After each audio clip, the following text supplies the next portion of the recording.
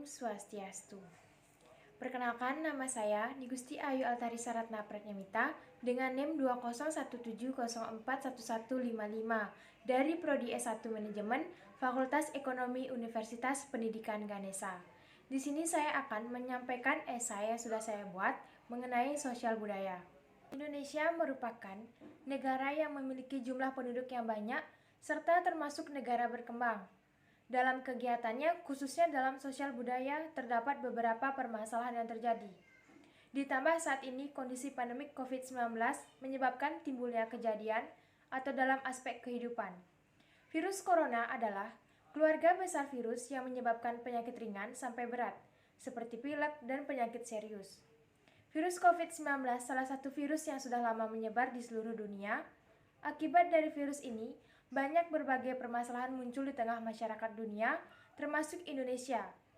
Perlu diketahui bahwa sejak kasus COVID-19 meningkat di Indonesia, berbagai permasalahan sosial dan ekonomi muncul di tengah masyarakat.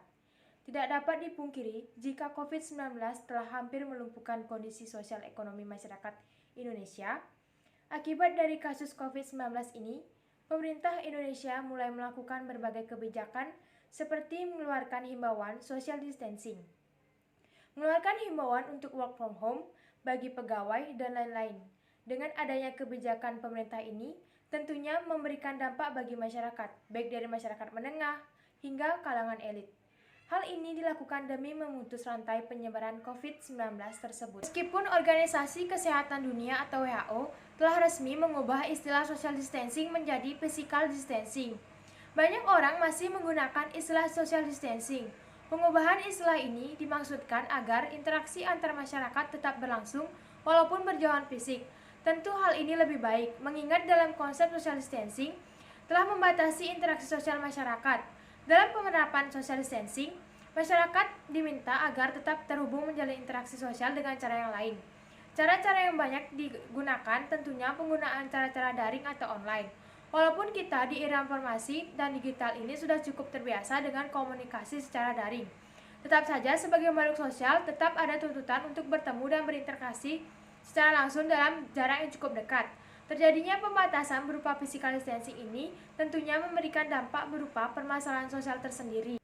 Adapun dampak dari positif dan negatif dari penerapan physical distancing bagi masyarakat.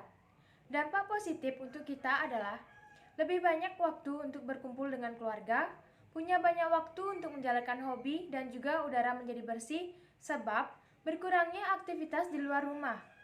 Sedangkan dampak negatifnya adalah penghambat laju perekonomian. Berdasarkan informasi di media ini, beberapa hari lalu bahwa lebih kurang 50 juta orang terancam kehilangan pekerjaan akibat dampak dari virus corona atau COVID-19 ini. Permasalahan sosial sendiri merupakan suatu ketidaksesuaian antara unsur-unsur kebudayaan atau masyarakat yang membahayakan kehidupan kelompok sosial atau menghambat terpenuhinya keinginan-keinginan pokok warga kelompok sosial tersebut sehingga menyebabkan kepincangan ikatan sosial. Masalah sosial timbul dari kekurangan dalam diri manusia atau kelompok sosial yang bersumber pada faktor-faktor ekonomis, biologis, biopsikologis, dan kebudayaan. Semakin hari permasalahan sosial ekonomi yang ditimbulkan akibat COVID-19 semakin terlihat nyata bagi masyarakat.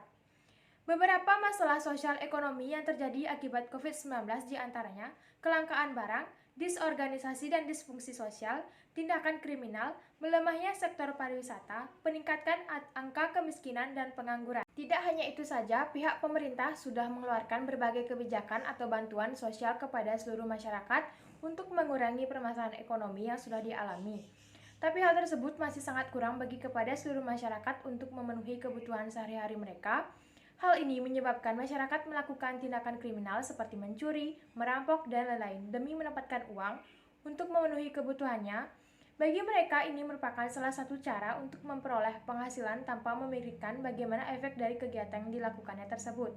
Lemahnya sektor pariwisata. Perlu diketahui, sektor pariwisata di Indonesia menjadi salah satu daya tarik para wisata mancanegara untuk berkunjung ke Indonesia. Tidak hanya itu saja, sektor pariwisata ini menjadi salah satu mata pencarian bagi masyarakat untuk menyambung hidup. Dengan adanya virus COVID-19 ini menyebabkan pihak pemerintah menutup akses pariwisata yang ada di Indonesia demi mengurangi dampak virus COVID-19 tersebut. Secara tidak langsung, masyarakat yang memiliki mata pencaharian dalam sektor pariwisata ini menjadi pengangguran. Dilihat dari banyaknya perusahaan mengurangi tenaga kerjanya dengan cara PHK kepada pegawai. Karena pihak perusahaan tidak mampu lagi untuk memberikan gaji kepada karyawannya. Tidak disalahkan lagi bagaimana penyebab pengangguran terus meningkat drastis dan angka kemiskinan yang ada di Indonesia pun juga ikut meningkat. Selain dampak pengaruh virus corona atau COVID-19 dalam kehidupan sosial masyarakat, diantaranya adalah timbulnya rasa curiga dan hilangnya kepercayaan terhadap orang-orang yang ada di seputaran kita atau orang yang baru kita kenal.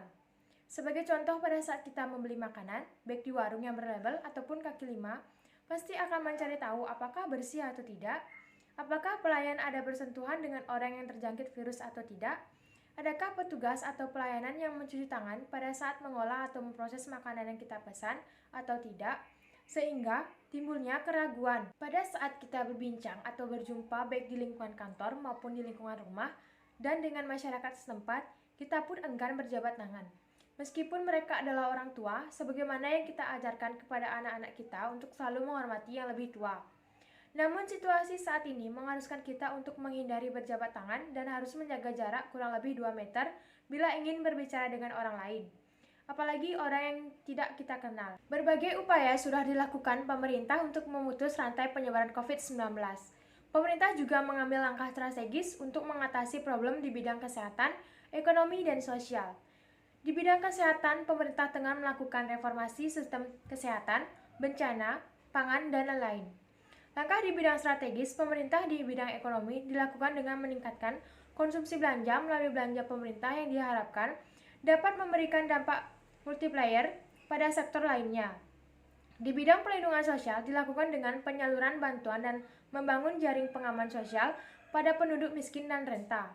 Dalam hal ini, pemerintah melakukan perluasan basis data perlindungan sosial di sektor prakerja informal. Maka dari itu, solusi yang kita ambil adalah mengajak masyarakat untuk selalu menjaga kesehatan mentalnya, mengajak masyarakat untuk tetap diam di rumah saja, untuk mengajak masyarakat taat aturan yang dibuat pemerintah, dan diharapkan masyarakat jangan terlalu cemas akan pandemi COVID-19, jangan terlalu percaya berita hoaks.